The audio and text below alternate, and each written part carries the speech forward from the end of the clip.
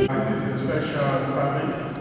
As you have been told, this is the first of its kind. Honor of his friend, the President of America, who is now late, Jimmy Carter.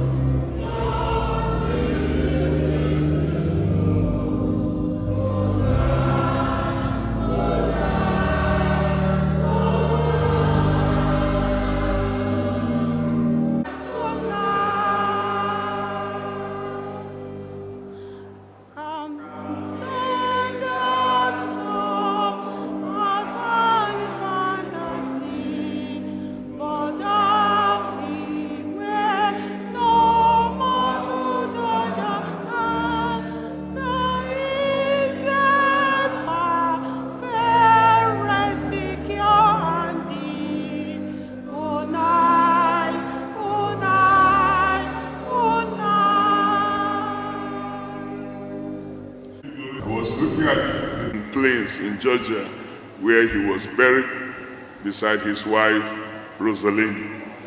By way of summary, we can say Jimmy Carter, he loved and served God. He was that kind of people that we say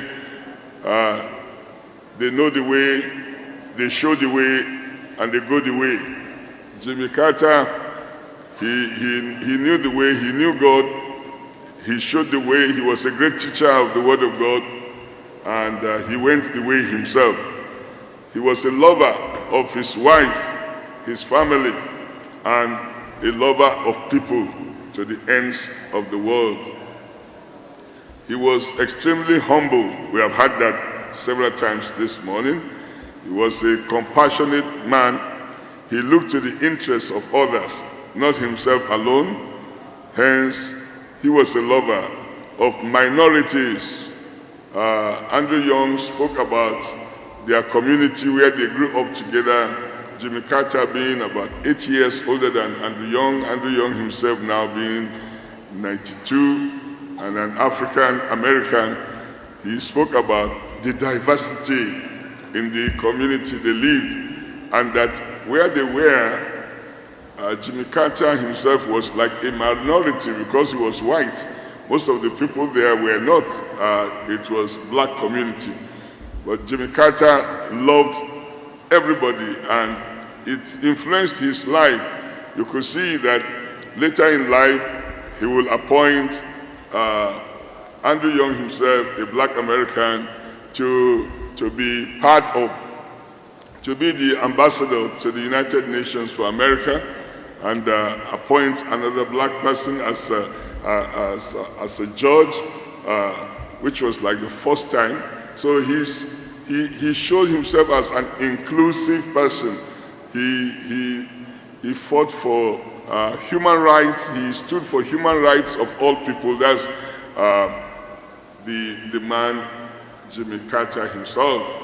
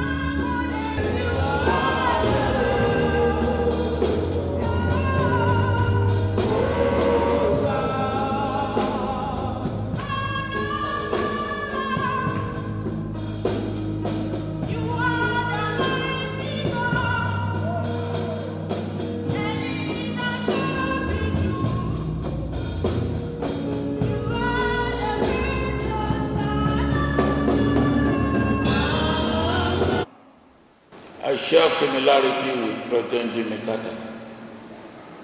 He was born into a farming family in Plain, Georgia, and I was born into a farming family in rural village of Oko-Jumbo in Ogun State. He grew up under a father and mother who were disciplinarians, who instilled in him essence of discipline, morality, hard work, integrity, kindness and humility, compassion for the poor, and strong belief in God. My parents inculcated in similar attributes and attitudes in me as I was growing up in a rural area that had no pipe from water, no electricity, just as it was in Plain, Georgia, when Jimmy Carter was growing up there. It beat me though, in one respect. There was road to his settlement, Plain, Georgia. There was no road to my village. We walked to every place, or at best, we were carried on bicycles.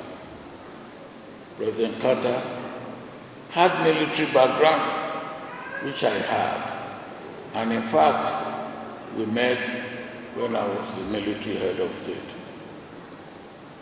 But if not that we were both in politics, our path may not have crossed. Militarism. In the evenings of our lives, I became a victim of a militaristic man, Sani Abacha, who wanted to rule Nigeria perpetually till the end of his life. President Carter was one of my foreign friends who stuck their necks out to save my life and to seek my release from prison. On President Carter's visit to Nigeria, he got Abacha to agree to take me from detention to house arrest on my farm, but that did not last for too long. Many other friends and leaders intervened, but President Carter was the only non-African leader, according to my information, that paid a visit to Abacha solely to plead for my release. I will remain ever grateful to all who worked for my release.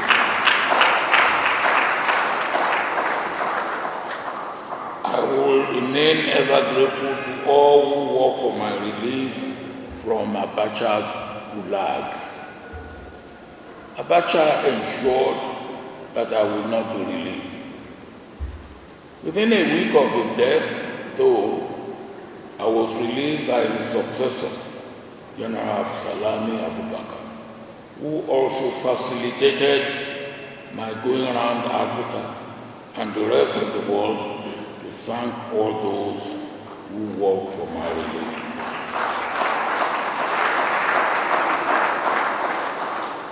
In a special way, I will also continue to be grateful